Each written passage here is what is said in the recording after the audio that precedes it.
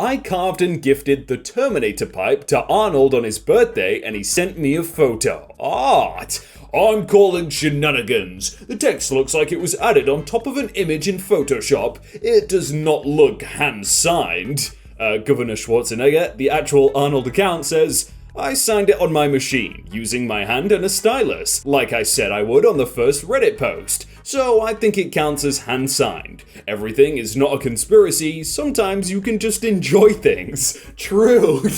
And if you look, you can see that the guy actually deleted his account. Like, he actually got to the point where he was like, I can't take this. Hey everyone, my name is Jake and welcome to Murdered by Words, where we're going to be looking at the best insults, comebacks and roasts on the internet and putting them into one video and just making Murdered by Words, where you just get murdered by words. There's no response, because you kind of murdered. Not literally, but just by words, you know?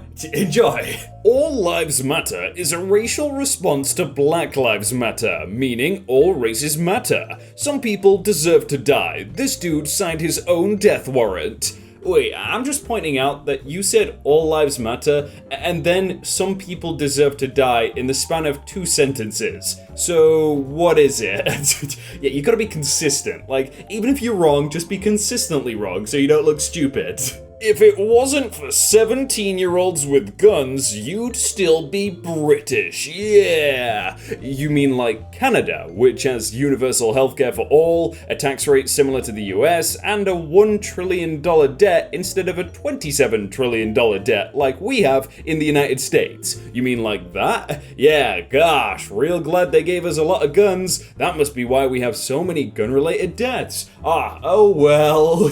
Wait, is that why most Americans want guns? Is it because they don't want to be conquered by Britain? I don't think Britain's conquered anything in a while. I think we went from having a lot to not a lot anymore. So I think you're fine. Lions are so badass, they became the king of the jungle without even living there.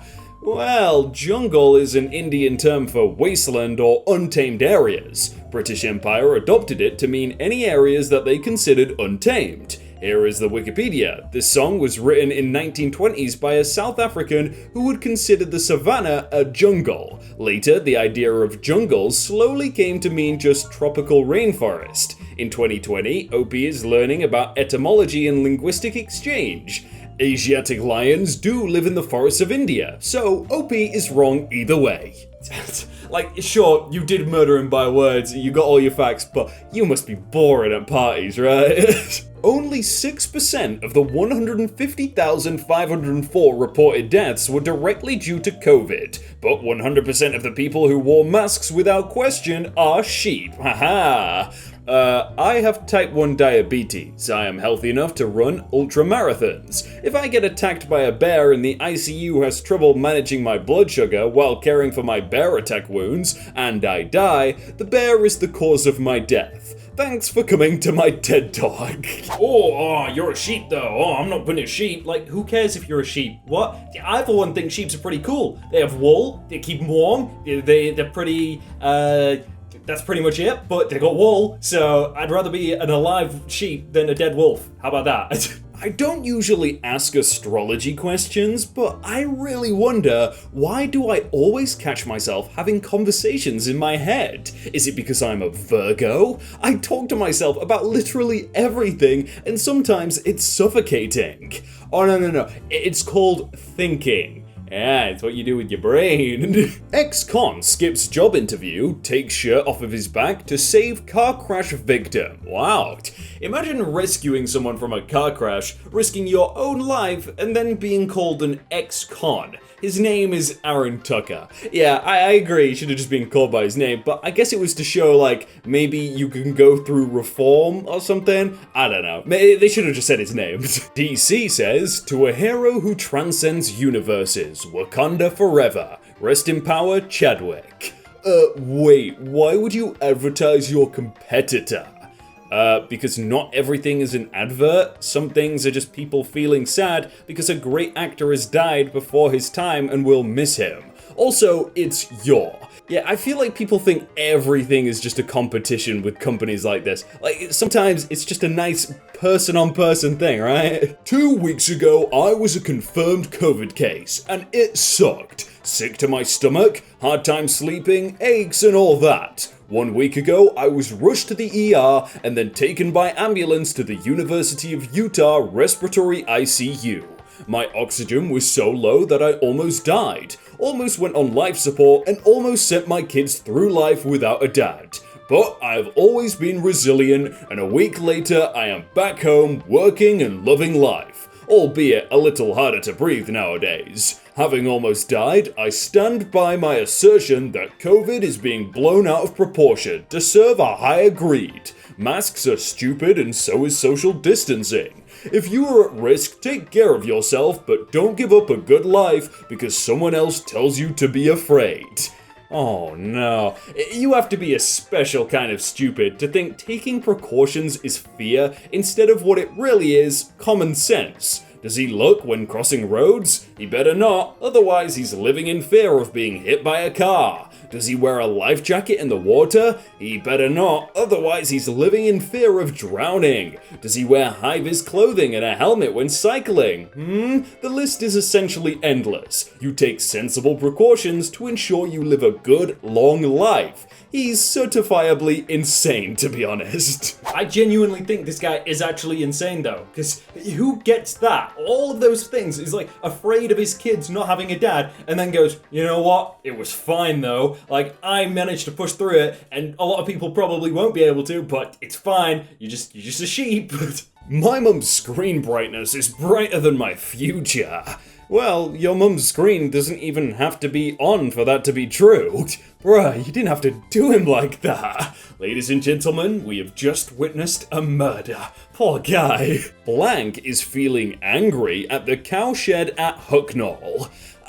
Went here yesterday for sister-in-law's 50th lovely little bar. Spent approximately £700 between us on drinks and pizza, to be served by some members of staff with awful attitude. To be told we must drink up and leave and can't come back because one member of our party was too drunk. To be them apologized to because someone has told them we were all too drunk, take into account the money we had spent, to be them told half an hour later that the owners wanted us out as we had stood up, bearing in mind we were stood up next to our table away from anyone else, and that we were barred. Didn't mind taking the £700 though. I have never been spoken to in such a way. Maybe they should open reviews, and yes, our family member was sick, and yes, we cleaned it up, so no members of staff were affected by this. Maybe of course for your staff in customer service wouldn't go amiss.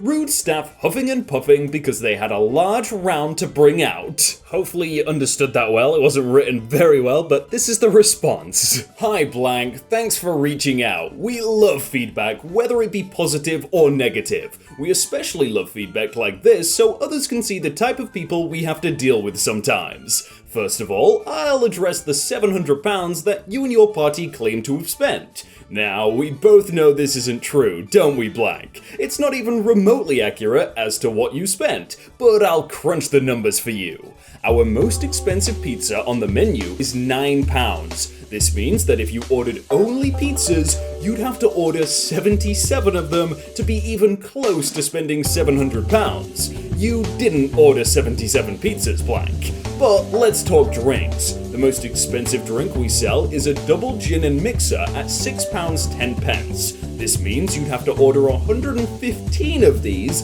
to be even close to spending £700. You didn't order 115 double gin and mixers, so let's split the difference. Seeing as you had spent the £700 on both pizzas and drinks, you and your party would have had to order 39 of our most expensive pizzas and 59 of our most expensive drinks to have spent £700 at our bar. You ordered nowhere near this, Blank, not even close. So, seeing as you're having trouble with your memory and maths, I went over our point of sale system this afternoon for you, along with viewing our footage of your party on CCTV and our copy of your receipts. What you and your party spent, Blank, was a far more realistic and believable £280, £225 on 5 rounds of drinks, and £55 on 8 pizzas. If you were ever going to lie, embellish, or try to fabricate a ridiculous narrative about your time at our bar, at least make it a believable one. Not going great for you so far, is it, Blank? But let's move on to you and your party's behavior. With the ironic exception of the young adults that were with you in your group, and one or two others, you all acted like belligerent, entitled little toddlers from the moment you walked through our gates. You wanted to make a reservation for 3 tables. We informed you this wasn't possible on a Saturday night for a group so large. But if you turned up the moment we opened at 4 PM, you'd get the tables you requested. At 4:30 PM, you showed up with the tables you wanted already taken. But not to worry, we shuffled other customers about at your request in order to accommodate you. Then you proceeded to pull our light fittings loose off of our boundary fence in order to hang your birthday decor up, along with the several bags of party bunting you brought with you.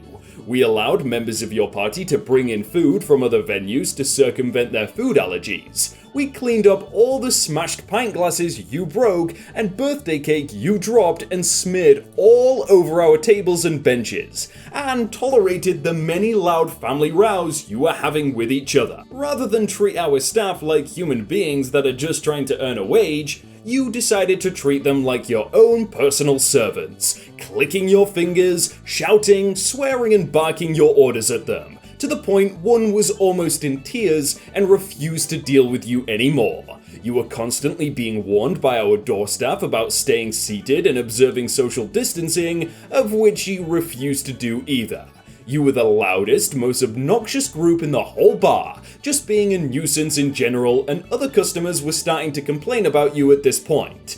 Then, for your party's grand finale, the gentleman in the blue shirt headed into our bar from outside and decided to vomit everywhere but the toilet. Our staff stepped in to help, but you demanded to deal with the situation, and rather than clean up the mess, proceeded to smear it over an even wider area with our mop, whilst once again being loud, rude, sticking your hand in our staff's faces, and shouting over anybody who was trying to communicate with you or help.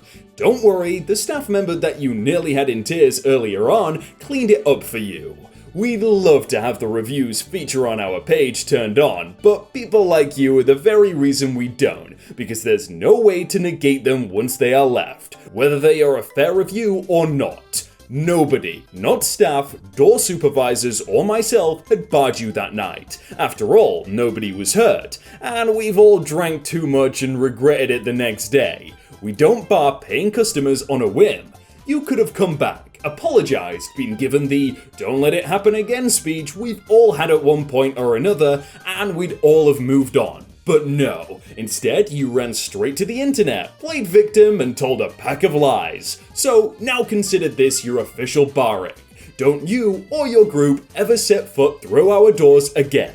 Also, as a side note, you were pretty much anonymous to us. Nobody knew any of your names, but now you've formally identified yourself by checking into our bar via our business page. Your face, and the faces and details of all your group, have been forwarded to Hucknall's Pub Watch scheme, so you can expect some pushback from all the other bar owners, landlords, and venues throughout Hucknall on your next visit. My only regret was not kicking you all out sooner. To anybody else reading this who would like to view exactly how not to behave in a bar during a global pandemic with heavily social and footfall restrictions in place, or how not to behave in public in general, pop along to the bar and I'll gladly show you the highlights of our CCTV footage we have of this group.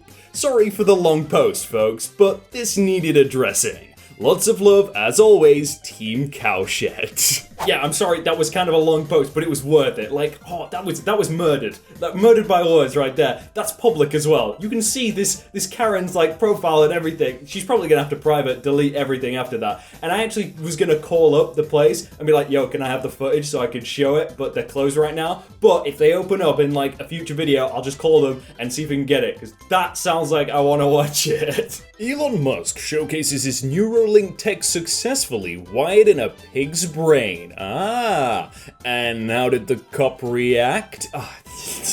Yeah, sure, they were fine, by the way. More millennials are living at home than at any other time this century.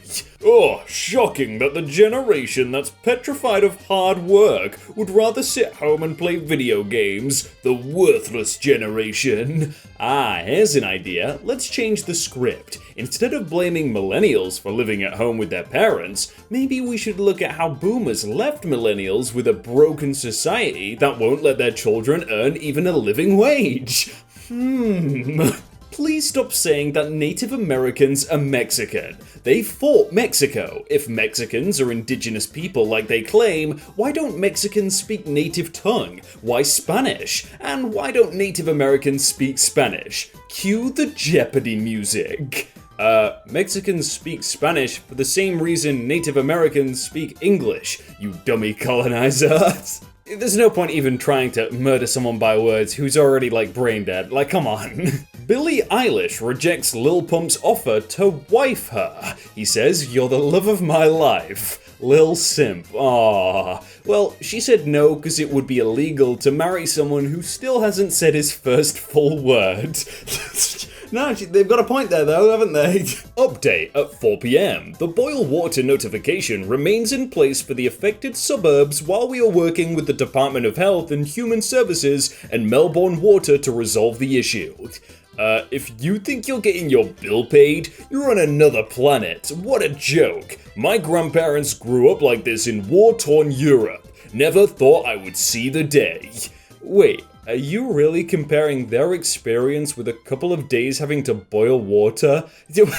Harden up. Yeah, come on. It's like a couple of days to war-torn Europe, really. Why? You made it all the way to the end. You may as well click another one, right? One right there. More murdered by words. Maybe different, like facepalm. Next level. I don't know. Just another video if you want. Thanks.